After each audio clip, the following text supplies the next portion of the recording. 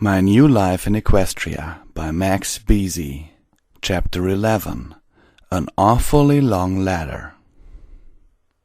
I woke up early the next morning. Applejack was still in my arms, sleeping, but uncomfortably so. That hangover I promised her was coming, and when she woke up it was not going to be pretty. Carefully I got out of bed, so as not to wake her, and went down into the kitchen to see if there was headache medicine in any of the cabinets. Though I'm sure that things like Advil and Excedrin, headache medicine where I came from, didn't exist here, there was sure to be a ponified alternative.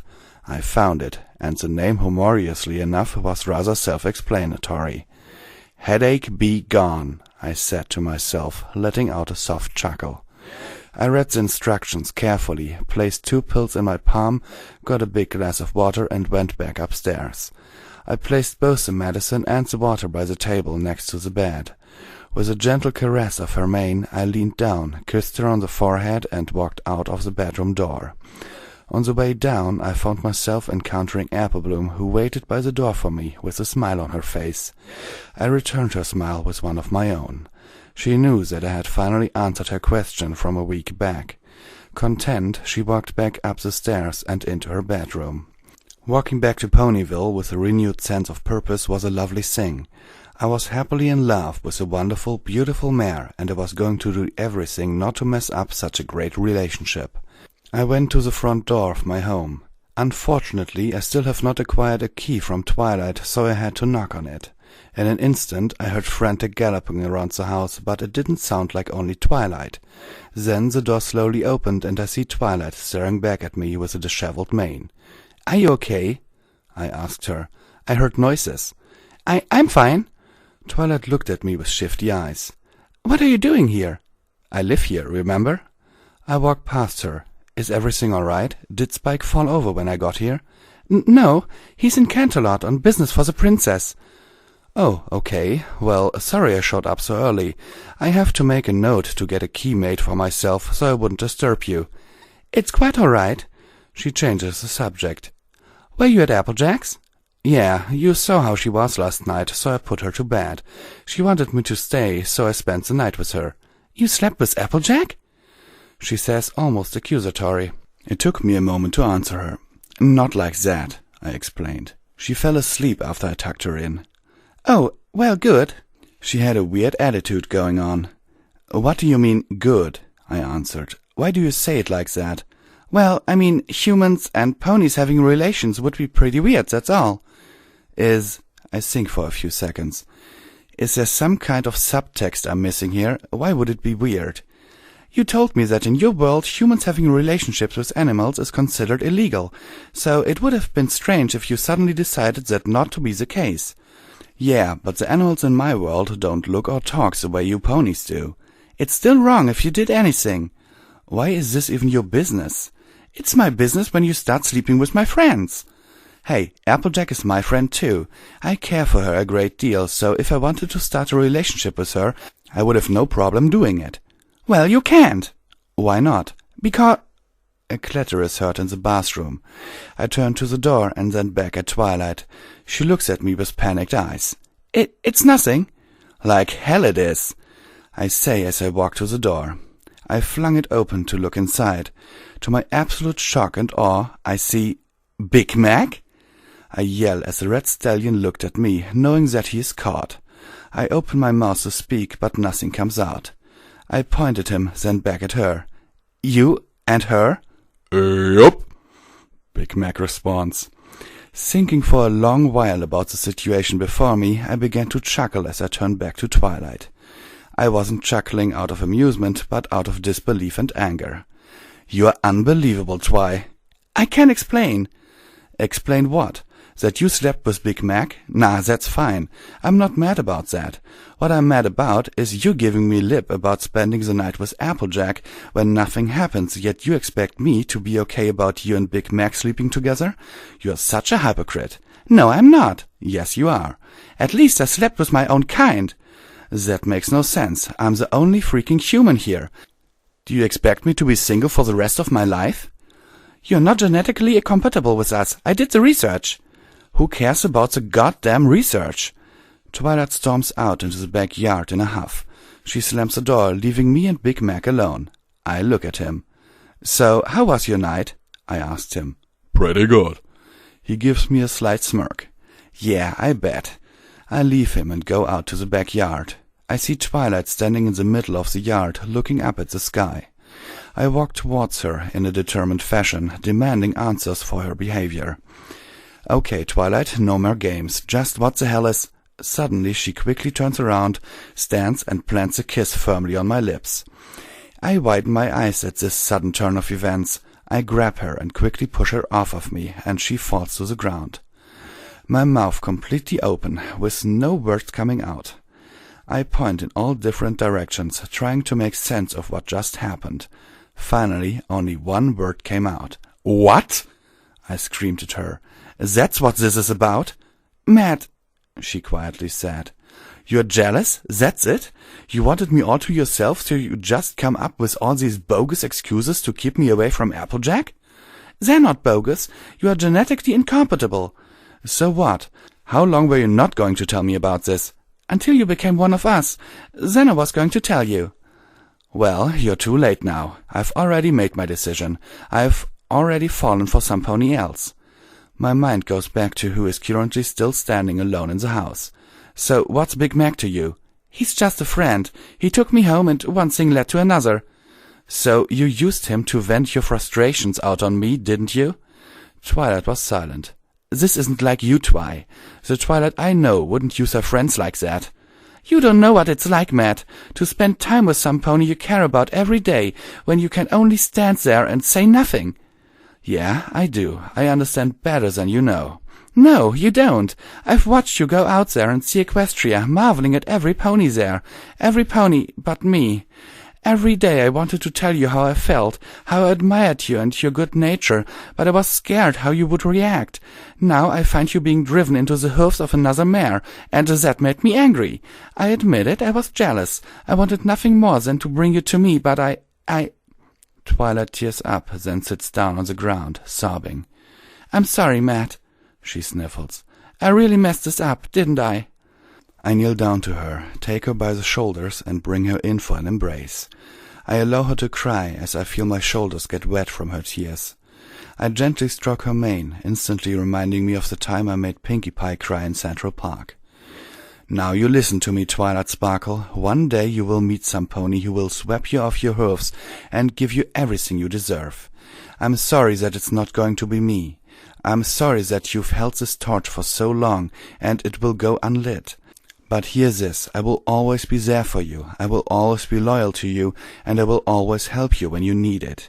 But only as a friend, that's all I can give you." I feel her nod her head in response, understanding my words. "And for the record, you didn't mess this up.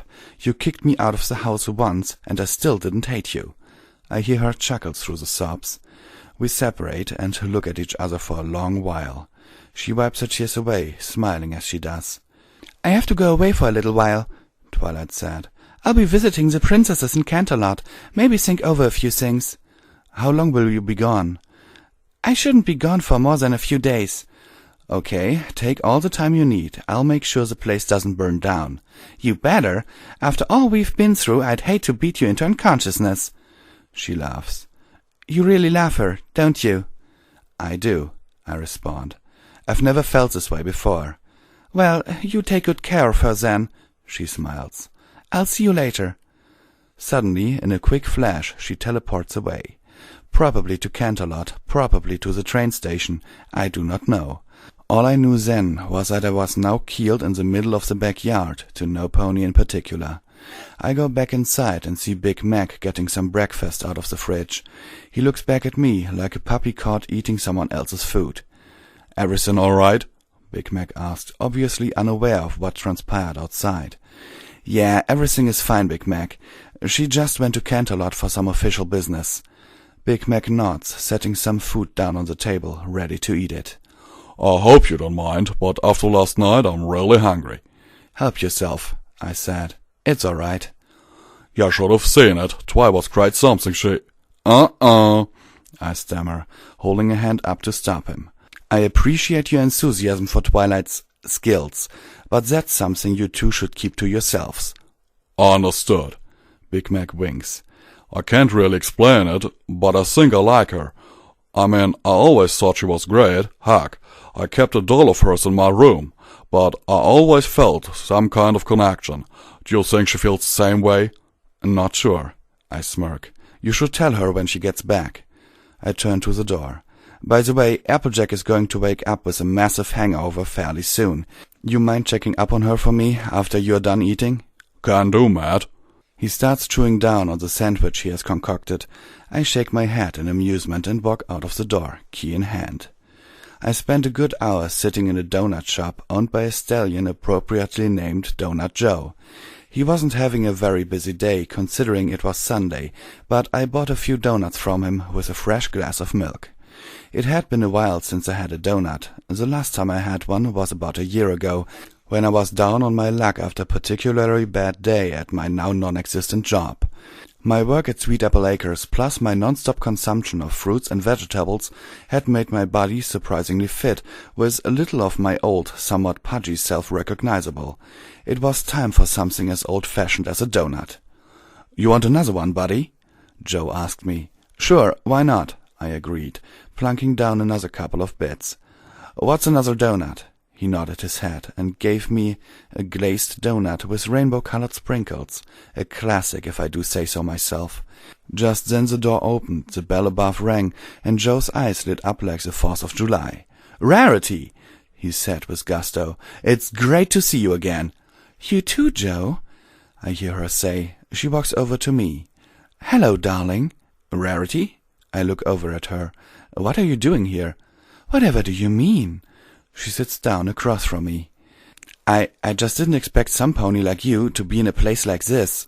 "Well, I do admit, a body like mine isn't achieved through eating those sugar-filled snacks," she flatters herself.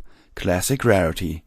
"But I do have my cheat days every once in a while. Plus," Joe brings her a hot cup of coffee with whipped cream on the top, glazed with caramel. "I love the coffee here."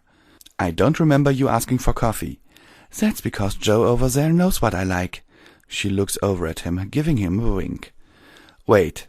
I look at Joe, looking brighter than ever now that Rarity is in the shop. He's humming a fanciful tune as he continues making his donuts. I look back at Rarity. "Are you and Joe—" "Guilty as charged," she smiles. "He's a very sweet stallion, if you excuse the sugar-related pun." "I thought there were no stallions in Ponyville that you were interested in." "That was weeks ago. I've only met Joe through 1 or 2 circumstances, but he gathered up the courage to ask me out, and I accepted.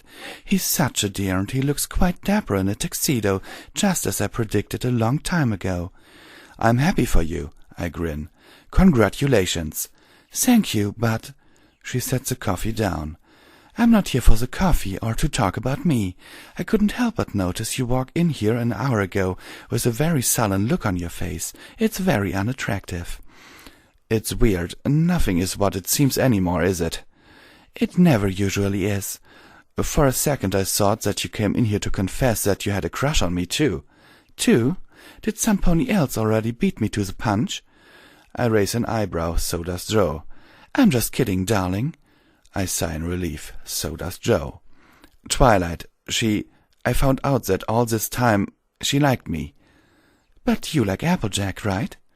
"How did you know that?" "Oh, please. Your feelings for her were quite obvious. Once you put the idea in my head that you liked one of us, she was the most logical choice. You saw her every other day, spent time with her and her family. You even spent all of apple-bucking season helping her, even though you can't apple-buck. I may be a fashion pony, but I know love when I see it." "And that doesn't bother you?" "Why would it?" She takes another sip. "I made you that outfit you're wearing right now, specifically so you can charm Applejack." "That's why you were being so pushy yesterday." "Of course that's why. You like her. She definitely likes you, if what I heard about last night was true." "Word gets around fast in this town, huh?" "Like you wouldn't believe. That business with you and Lyra last month was everywhere in a matter of hours." "So I saw. How is Lyra, by the way?" "Oh, she's fine. After you two's little stunt, she mellowed out. Word is that she wants to make peace with you, but is too nervous that you would hate her. I don't hate her, I laugh. It's not in my nature to hate ponies, not even the ones that try to have sex with me. We both laugh. But you're okay with me and AJ? Dear, even if you were a griffin or a manticore or anything not a pony, I would still be okay with it. Who am I to judge what the heart wants? Look at me, I'm a fabulous designer, dating a stallion who owns a marvelous bakery. Love just is what it is. I continue to stare at her as her words resonate through my mind. Nodding, I stand up and give her a pat on the shoulder. Thanks, Rarity. And Joe? He looks at me. You're a lucky guy. Damn straight I am, he proudly shouts as I run out the door. I run. I keep on running, all the way to Sweet Apple Acres. Once more into the fray. I was surprised to find Applejack up and about by the barn, taking out trash from the party. Every so often she would rub her head. That hangover hasn't quite passed by yet. Applejack? I called out to her, immediately grabbing her attention. Oh, hey, Sugar Cube, how are you? I'm good. How's the head? It's all right, I guess. What happened last night? I remember we was dancing, but then everything else was a blur. She didn't remember all the things she said during her drunken behavior. You were kind of actually very drunk. You shouted some things and beat 5 ponies in drinking contests. Oh my. She looks down in embarrassment. I must have made a big fool of myself. I didn't say anything too humiliating, did I? You mentioned how I felt about you. I see her blush a bright red. It was a little startling, really. Sweet Celestia, I'm sorry, Matt. After you threw up everywhere, I took you to bed where I stayed with you till morning. You did? Why don't I remember that? She looks at me with a grin. Thanks, Matt. You're a real pal. Pal. Friend. That stung more than it did. She knew how I felt about her, but she still called me a friend. It was time to tell her, now or never, this was it. Applejack, I need to tell you something. Now that you're here, I could really use your help if you're not busy. I sigh in disappointment. Looks like confession time would have to wait. Sure, AJ, what do you need? There's a few stacks of hay in the back of the barn that need moving. I'd carry it myself, but this headache is barely subsiding. You mind? Sure, just lead the way. I follow her inside the barn. The place was a mess. Empty cider barrels, knocked over chairs, and a half-damaged stage were all over the place. I must have missed something epic when I was tending to Applejack. As I walked inside, I hear the door close. I turn around, and Applejack was as surprised as I was. Darn wind shutting doors when you least expect it. So, where's the hay? It's in the back corner. I'll get this door ready. I nod and head to the back. I tiptoed around the area, hoping not to trip over a chair or table, or a random piece of debris. Eventually, I get to the back of the barn. When I get to the corner, I do not see the stacks of hay she was talking about, just a pile. Hey, AJ, there's no stacks here. I think you made a Wham! As I turned, Applejack charged at me, jumping up and knocking me onto the hay pile. I yelp in shock as I land onto the admittingly soft pile. When I land, Applejack climbs on top of me, breathing heavily like a predator catching its prey. I stare into her eyes as we meet face to face. What are you doing? I ask. I'm an idiot. Something I waited too long to do, she says softly. She brings her head down slowly and gives me a gentle kiss on the cheek. Then another on the side of my mouth, and then finally my lips. She stayed there for an especially long time. She separates her lips from mine, and we stared at one another for a while. I reach my hand up, caressing her cheek lovingly. I bring her back down, and we lock lips once again, this time with more passion. The two of us become one, holding each other like our lives depended on it, rolling in the hay, standing up and slamming each other into walls as we become more primal in our wants and desires. Finally, we fall back down onto the grounds as my hand began to make its way down to her more intimate areas. She stops me, pushing a hoof onto my chest, lifting herself up. Down, boy, she teases, continuing to breathe heavily. I do the same. Oh. I breathe for a few more seconds. Oh, wow.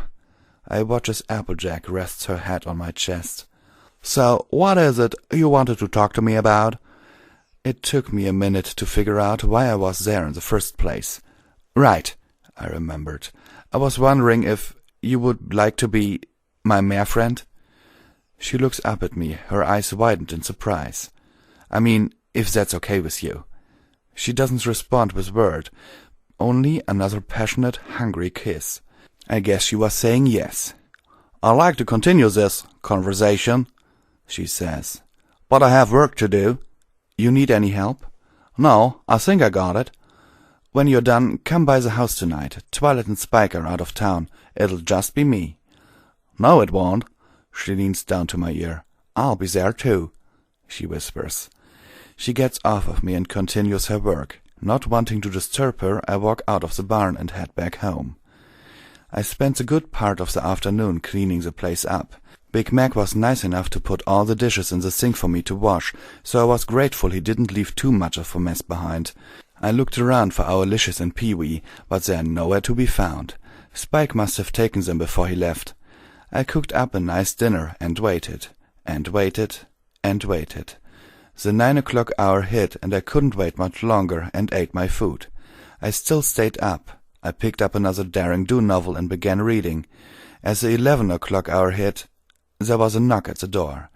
I quickly shut the book and ran for the door. Opening it up, I see Applejack standing on the other side with a smirk.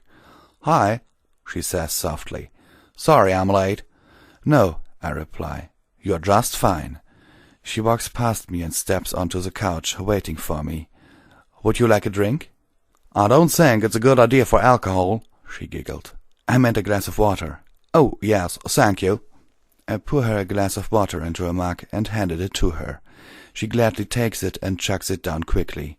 She sits there, unsatisfied by the beverage. "You know, I think I would like some wine," she says. I pick up a bottle of dandelion wine and sit down next to her with my own glass. I pour her and then mine. We both proceed to drink our glasses, staring at each other, both incredibly nervous about the night that is to come. We finish our drinks at the same time and put them down on the table before us. "So why is Twilight out of town?" "She wanted to visit the princesses, and partially because of me." "What? Why?" "When I came back here, I found out that she had feelings for me." I intentionally leave out the part about Big Mac. Applejack gasped. "She kissed me, but I pushed her away, saying that I had feelings for somebody else. You." "I can't believe it. She hid it so well whenever we would talk." She looks at me. "You never told me why." Before I could speak, she continues. "Why me? Why not some pony like her, or Rarity, or even Rainbow Dash?" I admit they have their special talents, but there was one problem. "What?" "They weren't you." Applejack looks away from me. I move in a bit closer to her when I hear her sniffling. I put an arm around her for comfort. "Hey, what's wrong?" "You're so nice to me, but I don't deserve some pony like you." A tear runs down her cheek. "Look at me. I can't fly or teleport. All I can do is kick apples off a tree, and that's something my brother can do better. I'm not special, but you treat me like I am." "You're wrong, AJ. You are special. You're kind, headstrong, and honest. Some pony who helps others out and asks for nothing in return. You are, in every way, special." She looks back up at me and sees how close I am to her. She inches forward. "Matt," she whispers, and our lips meet once again. She puts her forelegs around me and pushes towards me as our kiss gets a little rougher. But before it goes any further, she pushes herself away. I'm sorry," I said. "Was that too rough?" "No," she says quietly. "It's just we can't do this." She sounded scared. "What's the matter?" It's not like I don't want to, because I do, but—" "It's because I'm human, isn't it?" I ask. She nods. "I'm not saying I don't like you as a human, but the others, they might not feel the same." "I understand, AJ. If you want to wait until I become one of you, I can do that." "That would be best," she says with disappointment. I guess I get you another glass of water." I turn away from her. Suddenly she grabs my arm. "Wait." She brings me back. "I want to ask you something." "Shoot." "The day when you saved me, I heard you say something when I was regaining consciousness. It sounded muffled, but you were yelling it at the time. What did you say?" "I said, 'Applejack, I love you.'" A pause. Her eyes teared up again as I said those last 3 words. The 3 words that pushed her over the edge. She suddenly hoists herself onto my lap, straddling me. She gets really close to my face, breathing like she did earlier in the day. "To hell with it," she says as she drives her mouth into mine. Our tongues intertwined as we kissed with such intensity that we nearly tipped the couch over with our roughness. My hand inches its way towards her shapely flank when I felt something. A lace. It was almost enough to stop me, but I glanced down and saw that she was wearing underwear. She felt the tug and stopped. "What's up?" "I didn't know you wore underwear." "We all do. It blends into our coats, so it wouldn't draw any attention." "So that's what Twilight meant," I thought. "That explains a lot," I say to her. "Why? Where are you looking?" she asks with slyness. "Maybe," I reply with the same tone. In one fell swoop, I pick her up and carry her like a groom would carry his bride on her wedding night, and begin my walk up the stairs. "Where are we going?" she asks with a chuckle. "If we're going to do this, we're going to do this right. I'm taking you to bed." I bring her to my bed and toss her onto it. She giggles with delight as I climb in and move my way on top of her, giving her a welcoming kiss when I get there. She revels in my playfulness as she returns my kiss with her own. "I love you, Matt."